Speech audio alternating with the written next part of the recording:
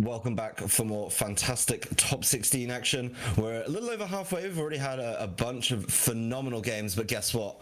There's still more to go as we're going to be showing absolutely everything.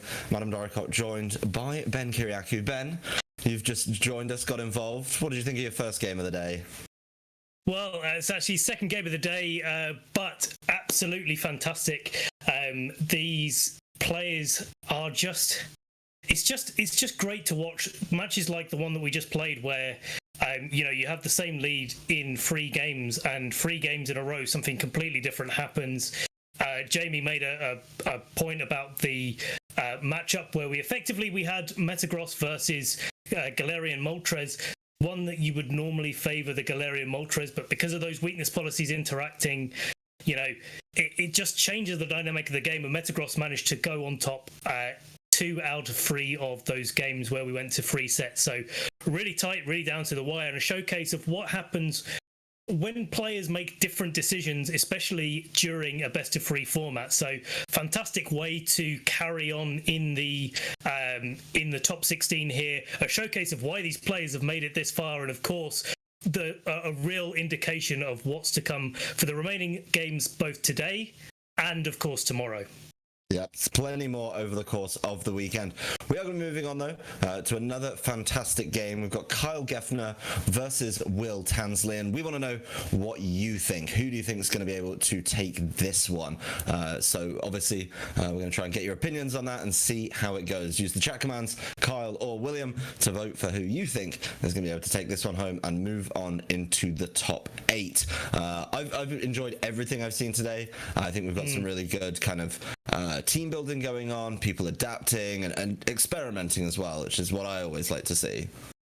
Definitely. And I'm going to try and remain non-biased for our UK representative here in William Tansley. But, Kyle, we've seen here, he was, I believe, in the Winter Series top 16 as well, so no stranger. But William, of course, making his return to VGC after a few years, deciding to enjoy other things, and now he's back in VGC, playing really well, of course, a very consistent player both online and in real life events. So this could be anyone's game for sure. Yeah, and it looks like the chat is reflecting that for us as well, being very, very close, nothing over 40. It looks like we're settling down a little bit, 42 to 58%. So chat's pretty divided as well, and that spells to me that we're going to have a really good game. Let's take a closer look at these players, what they've done before, how they got here, and of course their teams as well. We're going to be starting out with Kyle representing the USA, seed number 2, so you want to try and knock that one off, and a fantastic run in the different circuits and the qualifiers, champion berth, top 4, top 8, top 4 across different winter and spring events. Definitely doing well in these online tournaments. Yeah, certainly, and this is where you see that online pedigree really coming out, and Kyle, no surprise to see him at seed 2 here, so definitely going to be one to look out for, and it's going to be a really consistent team that Kyle's bringing here. That Galarian Moltres I'm looking forward to seeing again, and of course matched with a lot of Pokemon that offer it really good support. But do like to see it paired with that Regieleki, bringing out a little bit more of an offensive option alongside Landorus as well. So, going to be interesting to see how he pilots. But of course, he does have to pilot it against William Tansley, who has a notable set of achievements as well, both online and, of course, in person. So we'll have to see what he is bringing to the table here. Yeah, we pivot over, taking a look at Will. I mean, the little older, you mentioned there was a break, so not quite as recent as Carl's achievements, but in 2017, top 16 at the World Championships, absolutely nothing to sniff at there. Top 8 in 2 internationals that year, both Europe and Latin America. The year before that, picking up a regionals win over in Dublin, and top 4 at the UK Nationals. So, still got the same pedigree, but just a few years removed from it, and I think those skills probably going to be transferring. That's why he's in the top 16. A fun looking team here. I know people love the Genie combinations, and I think the Umbreon's been a really good addition for a lot of these players. Certainly, and I think it's the sort of team that I expect Will to pilot. I've had the pleasure of playing him in many a tournament over the years, and Pokemon that are a little bit slower, bulkier, more consistent, like Umbreon, Tapu Fini, even Thunderous to a point, depending on which format that you're playing it in, really do suit his style. And there's no doubt that he'll be bringing everything out of those Pokemon where he has opportunity. But we're in team preview here. You can see the team matchups on the field. Adam, what is it that you think that each player needs to be watching out for? For me, I think that Azumarill could be causing a lot of problems. I like it as an addition here. I think it brings a lot to the table when it's allowed to kind of play its own game. But obviously, there's a number of answers to that. And kind of as we tapped into a little bit earlier, this Umbreon is a very European thing. Living in the US, they see things a little bit differently. We have a slightly different metagame as we saw in the Players' Cups and such when we have these big internationals. And I think being able to execute that Umbreon could just cause so many problems. I mean, answers to the Umbreon are a little limited, I'd say. And if he can kind of work his way around that, he could put himself in a really good position. Yeah, of course. And, it's going to be quite difficult for Kyle to navigate things like Yawn, which we see commonly. There's a few special attackers sitting around in that Moltres and Regieleki that Snarl could be quite important for. But of course, you do have that Landorus that may have opportunity to go for something like superpowers. It is boosted by that Life Orb, so there's definitely some scope there. And of course, if Moltres gets its weakness policy activated, it's no stranger to doing a little bit of damage, definitely onto anything that it really targets down. Yeah, the Moltres, I think, rather important as well. I mean, Azumarill's just a little cooler, a little more modern, maybe. But Moltres is something that's coming in at the end of the game, really able to cause problems. Neither of the focal points we've talked about taking the field, though. Regieleki and Landorus for Kyle, and the Tapu Fini and the Incineroar for Will. As you said, likes to play things a little bit slower, and this is a really good pair to do it with. It certainly is, and the real question is where the Dynamax comes out from Kyle. Does he go straight on the offensive right away? It looks like that, Kyle's bringing out a lot of pressure here, but Incineroar and Tapu Fini as a lead is something that back in Williams' day a few years ago was one of the key ways to just figure out what your opponent's doing, gives you the opportunity to pivot. Really stops your opponent from being able to do too much damage in the first sort of turn or two before you figure out exactly what game plan you want to play, and that's exactly what Will's doing. Bringing out that Landorus in favour of the Tapu Fini, fantastic switch here defensively, and of course the Incineroar and his side of the field will be able to maybe pivot with something like a parting shot.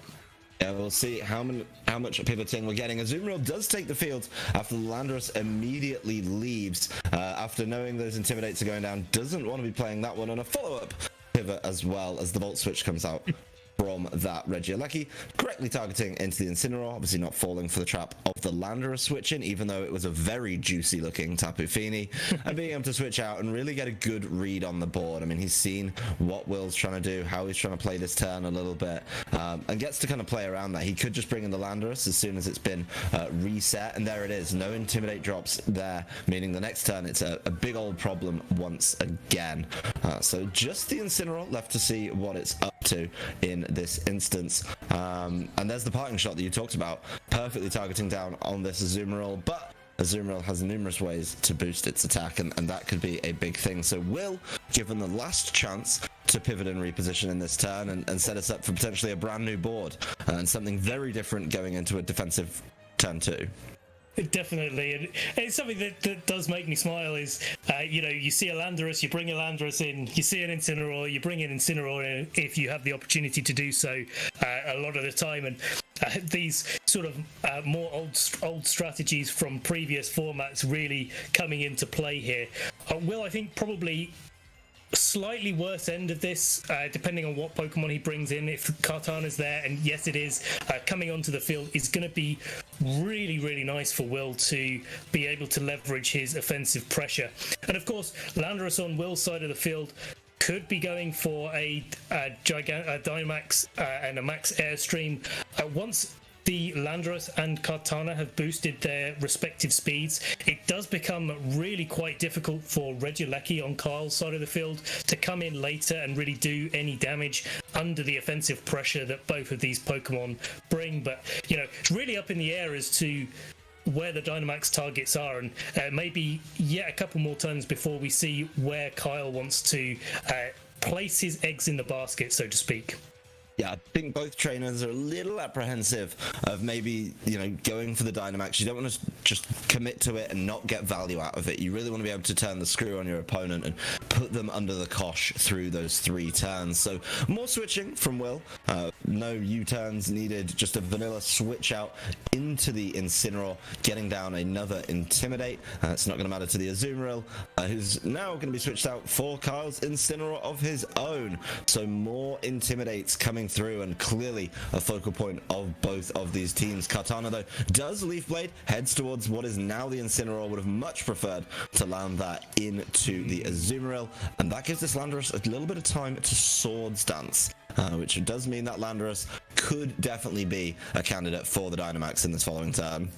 It certainly does look like that's what Kyle's going for, and Swords Dance is one of those really great moves in games like this where, you know, a little bit of pivoting, a little bit of Intimidate cycling, and things are happening every turn. Usually these sort of slower paced early games tend to lead to something more explosive, and Swords Dance is definitely on the way, on the journey, so to speak, to a little bit more of an explosive turn where this Landorus is potentially going to just try and run away with everything, getting boost with Max Airstream, special defense boost, of course, with Max Quakes, and there's not really a lot on Will's side of the field that really wants to be in front of that when it gets going.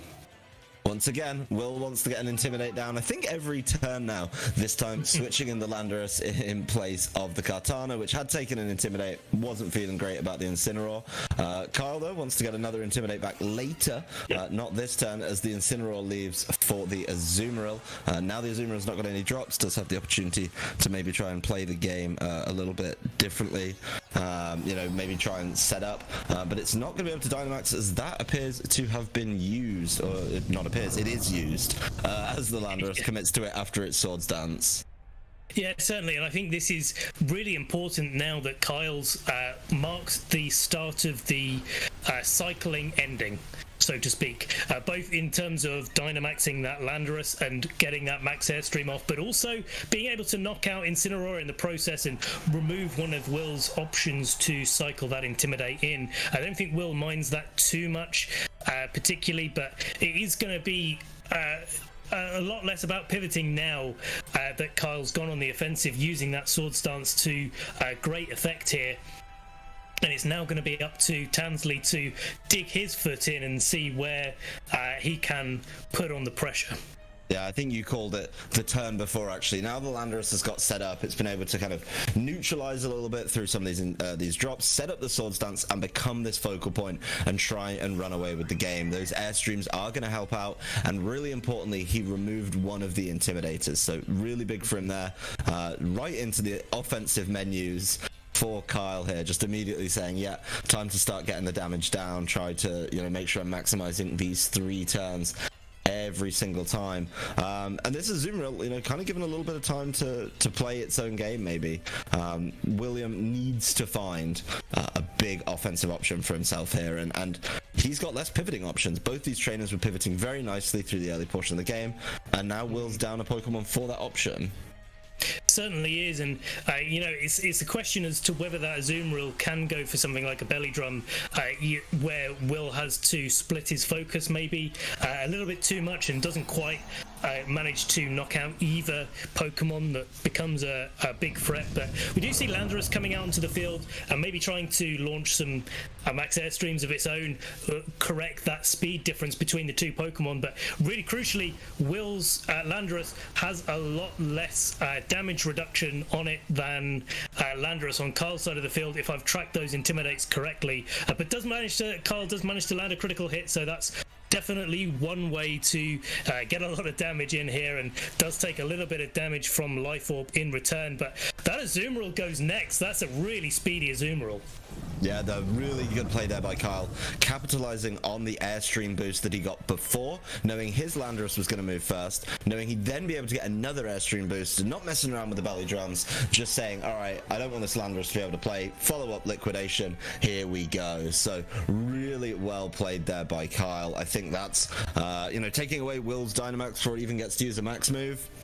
That's got to be spelling absolute disaster for Will in this game. So just the Kartana and the Tapu Fini left. Do you think there's a way back for him in this one with Pokemon like this pairing? Do you know what? I'm unconvinced. If I'm being perfectly honest, I think Kyle's played this game really well and dug in where he needed to and hit the right buttons afterwards. The critical hit may have been important, may not have been. I'll be honest, with all the Intimidate cycling going on in the early game, I did lose track a little bit of where all of these Pokemon were sitting. But Max Airstream coming out from Kyle's Landorus, going into that Kartana, nearly picking up the knockout, so definitely doing really well here, and will boost that Azumarill to 3 stages of increased speed. And of course the follow-up here, liquidation coming into that Kartana.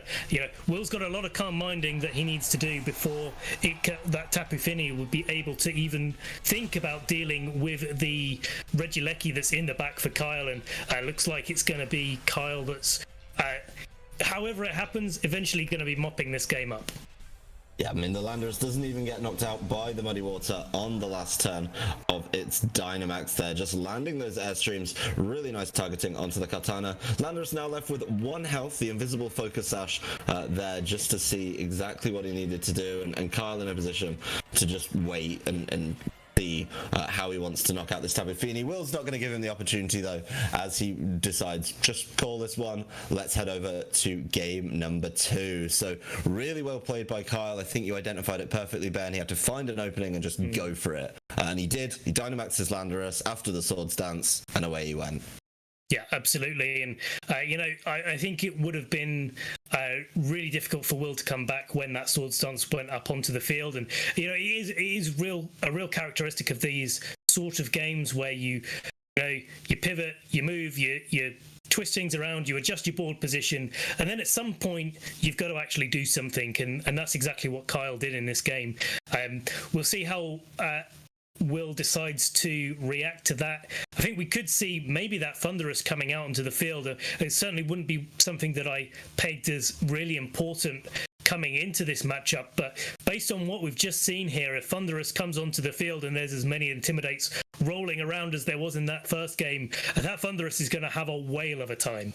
That's the one I was looking at. I was just thinking, how could he get away with that? And the Thunderous looks appealing. I'd probably personally drop it for the Tapu Fini. I wasn't that impressed. It obviously came in at the beginning, had to leave the field because of the threat of the Regieleki, and then immediately decided it had to leave. Then it came back in at the end, and there just wasn't enough wiggle room for it to be able to play that game and kind of set up those Calm Mind boosts. So wasn't the most impressive showing of a Pokemon that's had years and years of really good showings.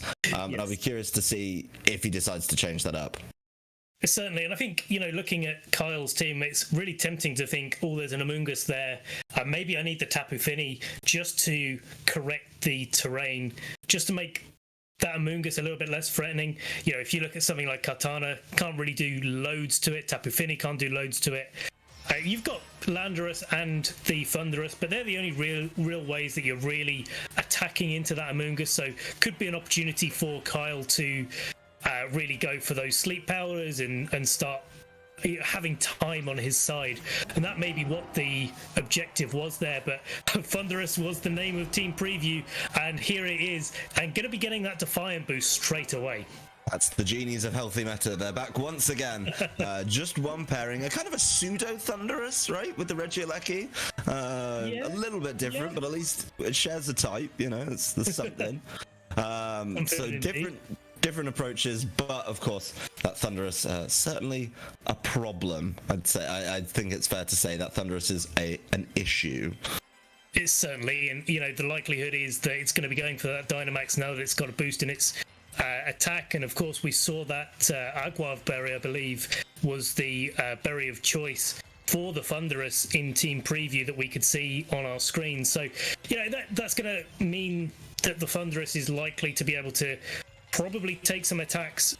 Will's probably trained it to do so. Definitely be aware of Regieleki in the format and do something about it. Of course, we do have Max Airstream as an option for Thunderous as well, but none of that. We're just going to see a taunt coming out, so no more Sword Stance coming out for that Landorus as Volt Switch comes from the Regieleki into that Thunderous, doing a good amount of damage. So I do have to apologise. I was checking some notes as the turn was starting up, and there wasn't a Defiant boost. Made sure to double check that one. No Defiant boost means the Thunderous is at least it shut down the Landorus, but it's not as threatening as it could be. I do like the switch out from Regieleki, getting some good damage down, and it means, guess what? You're free to drop the Incineroar. If it had been Defiant, this would be a peak time for it, but it's not there. But getting that Intimidate down onto the Landorus is certainly helpful. Landorus just going for the Earthquake, assuming that the Swords Dance block with the taunt would be the right call. Very good, and that Incineroar took a lot on the way in. Certainly did, and that Life Orb definitely coming in clutch, and Swords Dance getting blocked is a really big deal here. That Thunderous, yeah, you're absolutely right, didn't even notice it. You just see a Thunderous and you think Defiant these days, but actually Prankster, and that could be quite important for Will going into this game. But it'll likely be able to, just use the time to pivot a little bit. And come back into a stronger position now, because Will may be able to knock out the Incineroar with Earthquake, but he's got to do it through that fake out potential from Incineroar coming in, and that Thunderous isn't looking particularly healthy now. Oh, it took so much damage on that first turn, and yes, it wants to be supportive, but if you want to be supportive, you've got to sit on the field for as long as possible, and it's not going to perform any support duties this turn, as it immediately leaves in exchange for the Incineroar. So both boards matching up for the time being. I wouldn't be shocked if there was more switching to come, but for now, it's going to be a mirror image, and Incineroar fake-outing into the Landorus. No attacks or even moves coming out from Will's side this turn after the switch. A little bit of chip damage, just following up with that Rock Slide. Does mean the following turn, the Incineroar on Will's side has access to the fake out, so could be interesting, but Kyle obviously knows that, just to kind of play around it for this turn at least. Yeah, certainly, and again, we're going to be seeing a little bit more pivoting out. The question I've got really, now that Thunderous is on such little health, Landorus is starting to rack up a little bit damage on Will's side, and that Incineroar, again, just that little bit of chip. On Pokemon that are trying to take damage, this amount of damage that's been taken on Will's side of the field does become very significant. Tapu Fini coming in, going to be setting up that misty terrain, and certainly in a nice position to attack quite positively in front of Incineroar and Landorus, being able to hit both targets super effective, but that Landorus definitely not wanting to stick about. I don't know if you clocked it, but when the Tapu Fini switched in, Kyle looked about as shocked as I did. Really not expecting to see that one, as he's repositioning his board, and his Regieleki is going to be in a great position. Of course, more switching. We're actually going to have all 4 Pokemon rotate at least once during this turn as the parting shot comes through from Will's side, so it could go back to the Landorus, or we could get 4 brand new Pokemon during this turn. The Landorus would make sense with the threat of the Regieleki there, being able to, or wanting to at least, try and just Earthquake that, deal with that, but a lot of pivoting around, a lot of resetting of all these stat drops that are going on, and this Regieleki, kind of showing itself a little bit early, but Thunderous comes in, so it is a complete change. All 4 Pokemon on the field have been rotated, and this Regieleki is in a real good position. It is, and I actually like the Thunderous coming in here, because there's 2 Intimidate Pokemon in the back for Kyle, and that's going to be quite difficult for Will to navigate that Landorus in, be able to do something effective in the next turn without pivoting it out again, especially with his Pokemon on such low health. We saw the Thunderous take so much damage from that Regieleki, and a definite indication of what item that it's holding. So it's going to be really unlikely that the Thunderous is going to be having a particularly good time here, and of course it could just opt for an Electro Web, not have to worry about where the Landorus comes in for, if it does indeed come in, and of course Landorus does switch for that Tapu Fini, bring that Intimidate onto the field, but I think it's going to be quite an uphill battle after this turn. Yeah, Thunderous though landing another important taunt as Kyle tries to set up. We saw that, obviously Will doesn't know how successful that is yet, but another Volt Switch into the Thunderous from the Regieleki is a fantastic knockout for him to get there, and he gets to get that Regieleki off the board as soon as the Landorus has showed up. So he's probably feeling pretty good about that one and being able to deal with it. See what Kyle brings in exchange for the Landorus of his own to immediately start lowering, of course, the attack stat of Will's Landorus. You say that it's never finding a good position, and Azumarill not able to belly drum. He at least managed to shut that one down, but that will be Thunderous's kind of last act of the game as it was knocked out. Yeah, and it's just an uphill battle here. I mean, that Tapu Fini in the back is not really going to be that effective against most of Kyle's team. We saw that it really did struggle to get any particular damage onto Landorus on Kyle's side of the field, and yeah, albeit that was Dynamax, but it's not really in a position where it's going to be doing absolutely loads. Of course, Tapu Fini could be the one to Dynamax here, maybe put a little bit more pressure on at particular points and try to target down that Landorus. You know, irrespective of something like a Max Quake, it will still do quite a bit of damage, but we'll have to take quite a bit of damage in return, and certainly not having the Dynamax, not having any Intimidate on Landorus on Kyle's side of the field does make a big difference, especially where Kyle has the opportunity to bring that Azumarill out, bring in Incineroar, and actually just keep the pressure in his favor and just keep on moving forward with that Landorus. Yeah, it looks like it's going to be a Landorus game once again for Kyle.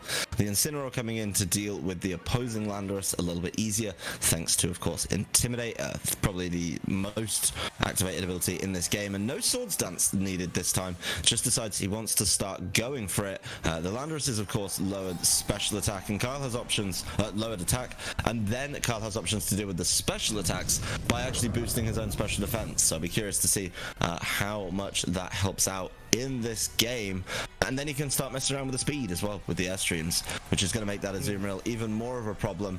Looks like it's double Dynamax this time though. Both trainers going for it on the same turn as Will decides, yep, even after the Intimidates, I still need my Landorus to do a little bit more. Yeah, indeed, and I think it's just difficult. I think you know, Landorus is the one that you want to be doing damage. It does open up the ability for Will to target down that Incineroar without having to worry. Looks like there was an attack coming in, that Muddy Water from the Tapu Fini. Doesn't quite knock out. Looks like it did miss the Landorus though, which is a little bit of a shame for Will. But we see that Max Airstream just raising the speed, and I think this may be the game plan that Will's going for, is try and make all my Pokemon faster than Regieleki. Then Regieleki isn't so much of a problem, but that Max Quake, oh my god, coming in onto that Tapu Fini from the Landorus with that Life Orb boost. Yeah, don't need the special defense anymore. Just decided to knock out the Tapu Fini. Yeah. Another going to be a tough one. Another underwhelming game for Tapu Fini here, immediately Yeah. felled by that Max Quake, just saying no, absolutely not. The final Pokemon for Will is the Incineroar, so he does get to land and Intimidate down onto this Landorus, but it's not as many as his own Landorus has. As you mentioned, the big thing that Will has going for him right now is he does have that speed advantage, at least on the Landorus. You know, he did get the Max Airstream down there, so he may be able to just kind of start carving that out a little bit better, and I'll be curious to see if Kyle maybe switches out this Incineroar to save a Fake Out and Intimidate for later, and get the speed boost onto whatever comes in alongside it to make this cleanup a little bit easier.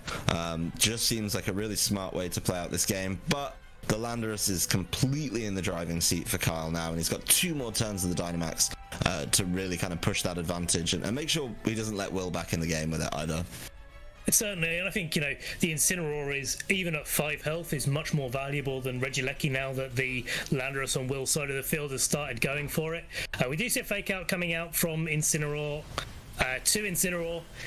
So yeah, trading potentially fake outs there, or trying to, but Kyle gets the better end of that particular stick as there's another max airstream coming out from Will's side of the field, and it is going to be into Landorus. Not enough to pick up the KO, not even close. And max rockfall coming out from that Landorus on Kyle's side of the field. Definitely going to be enough to pick up the KO.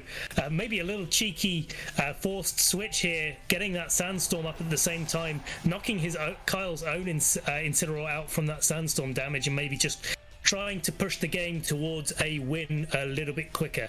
Oh, no Sandstorm damage for that Incineroar. So the item there being so important. The safety goggles does mean he can switch it out if he wants to, bring it back in later for another fake out Intimidate combination onto Will's lone Landorus. It is, of course, the last turn of Dynamax for both of these trainers. Want to capitalize on it. Will definitely made the most of it. This is now the third max airstream heading towards the opposing Landorus. It doesn't get the knockout though. 8 health remaining on Kyle's Landorus. It's been the driving force in 2 of his games now. Landorus on Kyle's side does finally decide it's time for the airstream, and because of the less impactful Intimidate drops, and of course that critical hit that we just saw appear, is going to get the clean knockout and take this set 2-0 over Will Tansley. The Landorus will finally fall to its own life form, but it just doesn't matter. He's taken all 4 just as he loses his first one, and Kyle Geffner will be moving on here after that really quick win in that set. Certainly, I think this is a real testament to use the Pokemon that work in the matchup over the Pokemon that you're best at using overall, and I think that's where Will maybe led himself slightly astray going into this match. And yeah, Tapu Fini, as you said, Adam, it really didn't have a good showing. It was under pressure the entire game, and certainly as soon as you see that Life Orb on your opponent's Landorus, you got to start questioning whether or not Tapu Fini's even viable in the matchup. Certainly, just not quick enough. Doesn't do quite enough damage. Just doesn't really take the hits as well as it could, especially with that choice specs on the Regieleki. Even if you get a Calm Mind up, it doesn't really matter when Regieleki got quite that much offense. It's just just not the one. I guess I'll just out myself as a Tapu Fini hater. I just don't think it's the play anymore. I think it's had its time in the sun. I mean, it was so prevalent in previous games, but maybe now it's the time to just retire it. It just looked under. When I saw the Thunderous, I thought, this is it. Will's learned his lesson from game 1. We'll get Thunderous, we'll get Katana. I didn't check the notes thoroughly enough. I'll own up to that. I thought the Defiant was going to be huge, but he's gone Prankster, and I think that's another case of you've got to move with the times a little bit. We saw Will took that long break, and Defiant's the play now. Defiant's how people do it. That's what it's there for, and not having that kind of cost him a little bit, I think. Yes, he got some really big taunts down. He managed to stop a belly drum and a swords dance, but I do really like being able to just knock stuff out.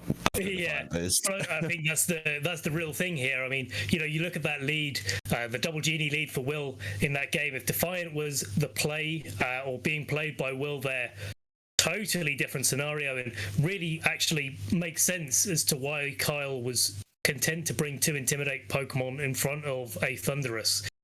Obviously, Open Team Sheet definitely does that and works in your favor when you see an opponent's Pokemon and you're just not 100% sure what that's going to be bringing.